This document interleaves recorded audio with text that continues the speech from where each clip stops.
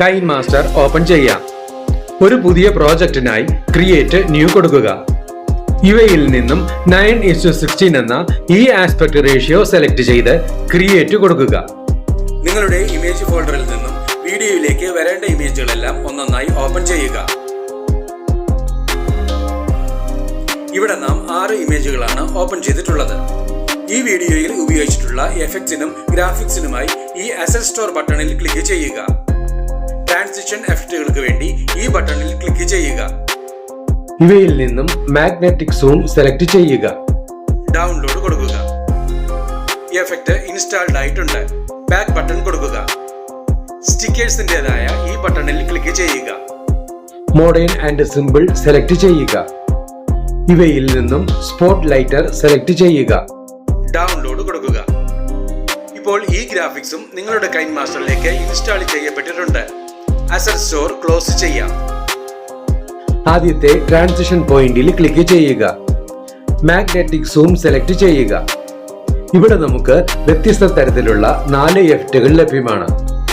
ഇവിടെ നമുക്ക് ഒന്നാമത്തെ ഈ എഫക്റ്റ് തന്നെ സെലക്ട് ചെയ്ത് നൽകാം. ആനിമേഷൻ സ്പീഡ് 0.5 ആയി സെറ്റ് ചെയ്യുക. ഇവിടെ എല്ലാ ട്രാൻസിഷൻ പോയിന്റുകളിലേക്കും ഈ എഫക്റ്റ് തന്നെയാണ് നൽകേണ്ടത്. അതിനായി അപ്ലൈ ടു ഓൾ എന്ന ഈ ബട്ടണിൽ ക്ലിക്ക് ചെയ്യുക. എല്ലാ ട്രാൻസിഷൻ പോയിന്റുകളിലും എഫക്റ്റ് അപ്ലൈഡ് ആയിട്ടുണ്ട്. ആദ്യത്തെ ഇമേജ് ലെയറിൽ ക്ലിക്ക് ചെയ്യുക. ഓപ്ഷൻ ബാറിൽ നിന്നും ക്ലിപ്പ് ഗ്രാഫിക്സ് സെലക്ട് ചെയ്യുക. സ്പോട്ട് ലൈറ്റർ സെലക്ട് ചെയ്യുക. ഇവിടെ നമുക്ക് വ്യത്യസ്ത തരത്തിലുള്ള 7 ഗ്രാഫിക്സുകൾ ലഭ്യമാണ്. ഇവിടെ നമുക്ക് ഒന്നാമത്തെ ഈ ഗ്രാഫിക്സ് തന്നെ സെലക്ട് ചെയ്ത് നൽകാം. ബാക്കിയുള്ള എല്ലാ ഇമേജ് ലെയറുകളിലും ഒന്നൊന്നായി ക്ലിക്ക് ചെയ്ത് ക്ലിപ്പ് ഗ്രാഫിക്സിലെ സ്പോട്ട് ലൈറ്ററിൽ നിന്നും നിങ്ങൾക്ക് ഇഷ്ടമുള്ള എഫക്റ്റുകൾ നൽകുക.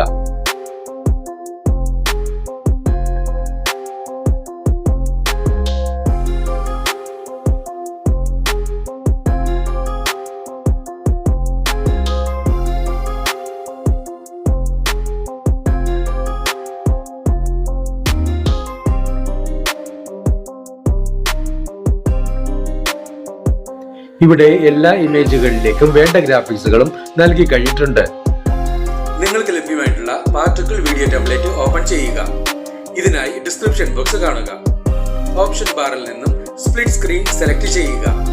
റെക്ടാംഗിൾ കൊടുക്കുക. ഓപ്ഷൻ ബാറിൽ നിന്നും ബ്ലെൻഡിംഗ് സെലക്ട് ചെയ്യുക. ഇവയിൽ നിന്നും ബ്ലെൻഡിംഗ് ഒപ്പാസിറ്റിയായി സ്ക്രീൻ സെലക്ട് ചെയ്യുക.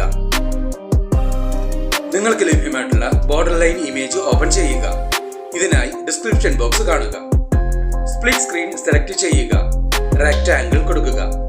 ഈ ലെയറിന്റെ ഡ്യൂറേഷൻ മുകളിലത്തെ ഇമേജ് ലെയറുകളുടെ മൊത്തം ഡ്യൂറേഷന് സമമായി വെക്കുക. ഈ ഓഡിയോ ഓപ്ഷനിൽ ക്ലിക്ക് ചെയ്ത് വീഡിയോയ്ക്ക് അനുയോജ്യമായ ഒരു ബാക്ക്ഗ്രൗണ്ട് മ്യൂസിക് സെലക്ട് ചെയ്യുക. ഇവിടെ നമുക്ക് ഈ മ്യൂസിക് സെലക്ട് ചെയ്യാം. ഈ പ്ലസ് സിംബലിൽ ക്ലിക്ക് ചെയ്ത് സെലക്ട് ചെയ്ത മ്യൂസിക് ടൈം ലൈനിലേക്ക് ആഡ് ചെയ്യുക. ടൈം ലൈനിലുള്ള എല്ലാ ലെയറുകളുടെയും ഡ്യൂറേഷൻ ഒരുപോലെ തന്നെ ആയിരിക്കുവാൻ ശ്രദ്ധിക്കുക. ടൈം ലൈനിന് മുന്നിലെത്തി വീഡിയോ പ്ലേ ചെയ്ത് നോക്കി ആവശ്യമെങ്കിൽ വേണ്ട മാറ്റങ്ങൾ വരുത്തുക. ഈ വീഡിയോ നിങ്ങൾക്ക് ഇഷ്ടപ്പെട്ടുവെങ്കിൽ ലൈക്ക് ചെയ്യുക, ഷെയർ ചെയ്യുക, കമന്റ് ചെയ്യുക. ഒപ്പം കൂടുതൽ വീഡിയോകൾക്കായി സബ്സ്ക്രൈബ് ചെയ്യുവാനും മറക്കരുതേ എന്ന് പ്രത്യേകം ഓർമ്മിപ്പിക്കുന്നു.